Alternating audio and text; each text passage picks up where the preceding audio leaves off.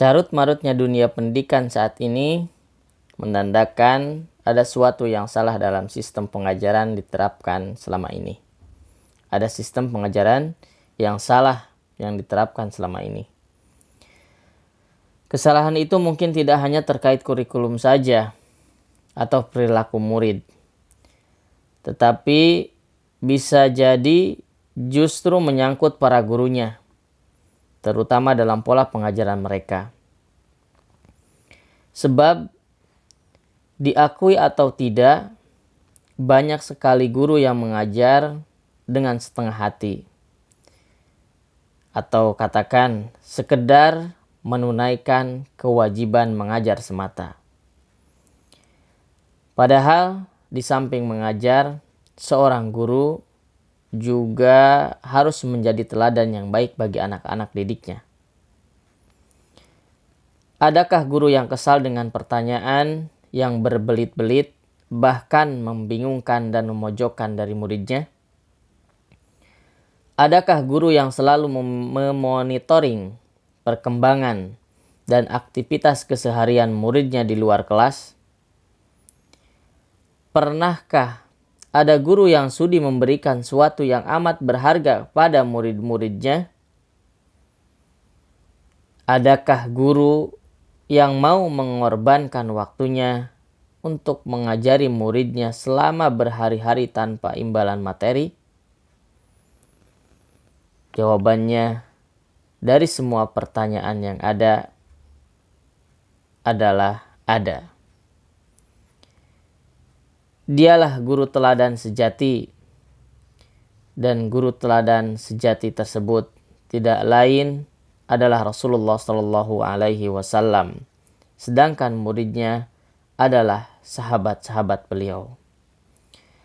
Sahabat zona ngaji yang dirahmati oleh Allah Subhanahu Wa Taala, tak banyak orang melihat bahwa Rasulullah Shallallahu Alaihi Wasallam adalah sosok seorang guru. Padahal beliau adalah sosok sebaik-baik guru.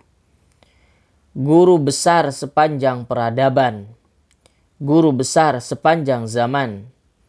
Tidak ada sosok guru yang lebih baik daripada beliau Shallallahu Alaihi Wasallam. Bahkan Rasulullah Shallallahu Alaihi Wasallam sendiri mengabarkan bahwa beliau diutus adalah sebagai seorang guru. Abdul Fattah Abu Ghuddah dalam Ar-Rasul Mu'allim menuliskan sebuah bab petunjuk hadis bahwa Rasulullah Shallallahu Alaihi Wasallam adalah seorang guru yang bijak dan pandai. Beliau mengutip dari Ibnu Majah dalam sunannya, dan Imam Ad-Darimi juga dalam sunannya mengatakan bahwasannya, kata Rasul, sesungguhnya aku diutus sebagai seorang guru. Sahabat ngaji yang dirahmati oleh Allah Subhanahu Wa Taala, keberhasilan beliau dalam mendidik mampu membuat perubahan yang sangat besar terhadap Jazirah Arab. Hal ini belum pernah terulang kembali dalam sejarah pendidikan sepanjang sejarah manusia. Tokoh-tokoh pendidikan yang hidup setelah masa Rasulullah Shallallahu Alaihi Wasallam merupakan bukti yang paling kuat untuk menunjukkan betapa agungnya sang guru dan pendidik besar ini. Lahirnya para sahabat, para tabi'in yang cerdas dan bijaksana adalah bukti lain kesuksesan Rasulullah Shallallahu Alaihi Wasallam dalam mengajar dan mendidik. Hal itu bisa dibuktikan dengan membandingkan kondisi mereka sebelum dan setelah kehadiran beliau Shallallahu Alaihi Wasallam.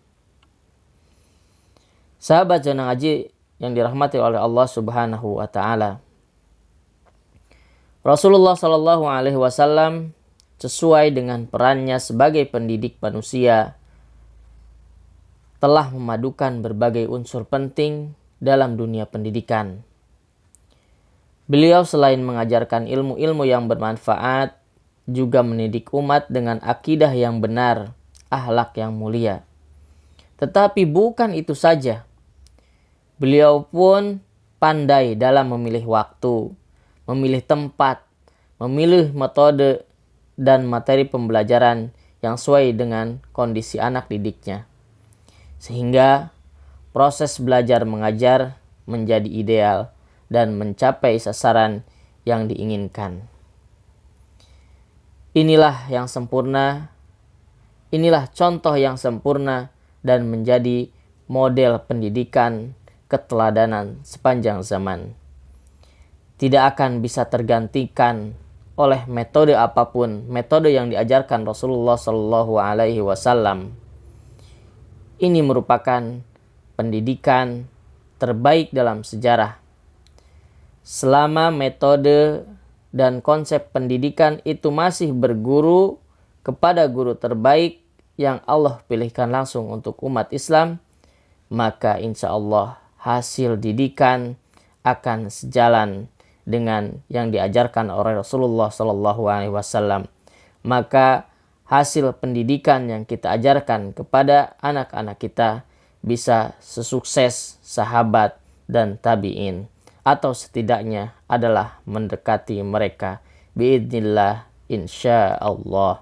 Qulu qouli hada wastaghfirullahal azim li wa lakum walhamdulillahi rabbil alamin.